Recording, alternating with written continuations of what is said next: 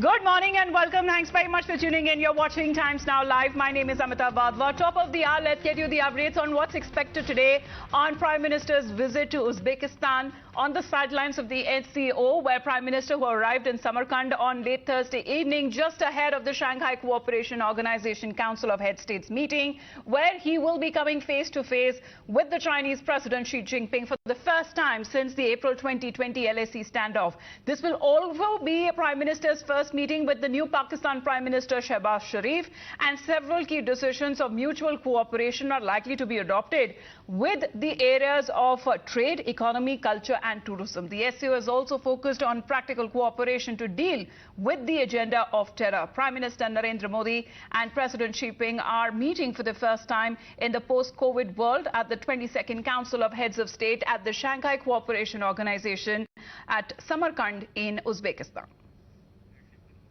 So the details that are coming in, especially given that the military standoff between the two nations along the LAC in the Himalayan region, their meeting would attract global attention as far as Prime Minister's today's program is concerned. And of course, a meeting that is also expected to happen with the Russian President Vladimir Putin. So a lot of global changes that have taken place ever since this in-person SCO Summit that is taking place. All eyes today on today's summit, where what is being said as per the Prime Minister that he is looking forward to exchange views on regional and international issues, and decisions for mutual cooperation are likely to be adopted. Cooperation in the areas of trade, economy, culture, tourism, and will also be holding bilateral meetings with the leaders attending the summit. However, it has not been given that much clarity on part of the MEA in a press briefing that was conducted if those meetings are fixed with the leaders of the heads of the states of Russia, Pakistan and even China.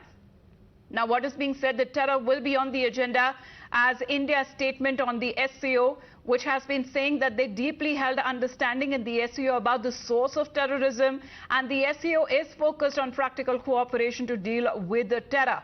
The SCO RATS has decided to create unified register of terror. That has been the statement given by the Foreign Secretary. And as far as the stage is set for the SCO Summit, let's tell you what will be on the agenda. Radicalism, terrorism in Eurasia, security in Eurasia, that is the foremost concerns for India.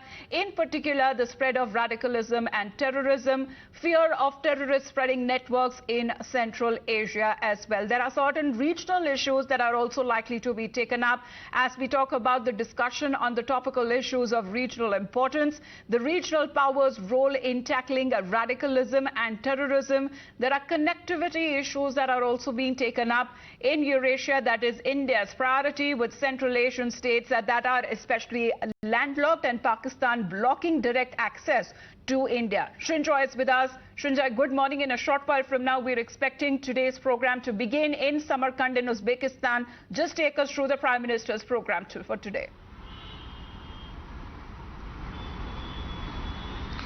Well, as you know, there are two sessions. One is a private session, one is an extended session.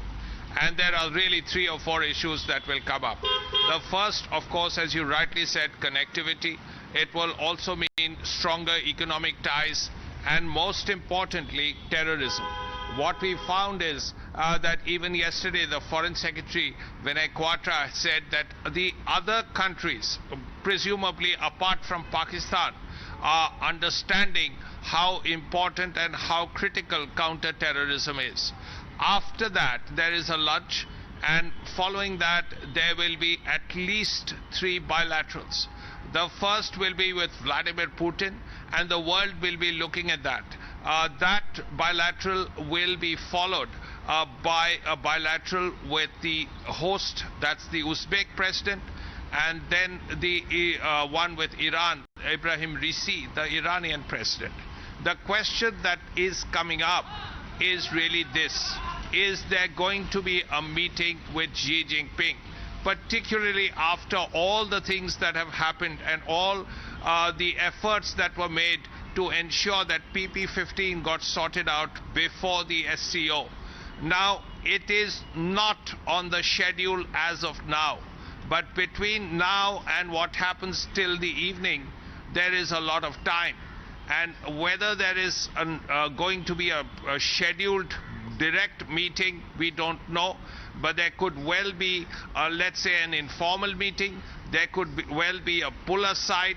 There could be something, an unofficial meeting. All kinds of things can happen. So we have to wait and see what happens with Xi Jinping. But it would be hard to believe that they would be in the same place at the same time and they wouldn't even meet for a couple of minutes. That said, there is the issue of Shehbaz Sharif. Now, as far as Shehbaz Sharif is concerned, there is no official meeting and the possibility of one is very, very bleak. So when they do come face to face, then Prime Minister is likely to bring up the issue of the floods in Pakistan, since 40% of the country is underwater and 1,300 people have died. That issue may come up, but beyond that, there is very little expected with Shehbaz Sharif. All eyes, contrarily, are on this Xi Jinping Narendra Modi meeting. We will have to see what happens over a period of time. Right, but Srinjoy, when it comes to India's stance on Ukraine, that has also generated a positive mood in China that may in turn help resolve the ongoing diplomatic impasse between the two Asian neighbors. We'll continue to focus on that big story as it's being said that today, in all likelihood, Prime Minister Narendra Modi will be meeting with the Russian President. Srinjoy, for the moment, thank you very much for joining in.